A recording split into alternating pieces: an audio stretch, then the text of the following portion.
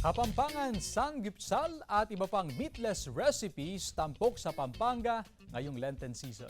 Atin lantakan sa report.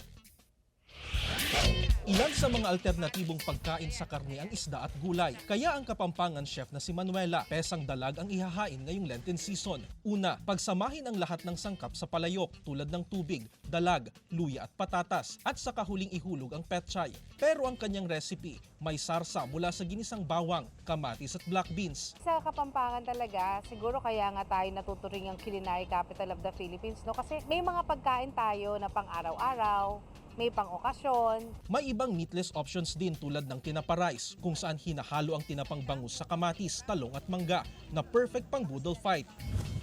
Kung adobo style ang cravings, mas try ang langgat hito na may dilaw na luya at alagaw na bihira ng inihahain ngayon. At sa mga Samgyupis life, huwag mag-alala dahil may Kapampangan version ng hito buro wrap. Imbis na karne, laman ng isdang ibinabalot sa mustasa na pinasarap pa ng buro sauce.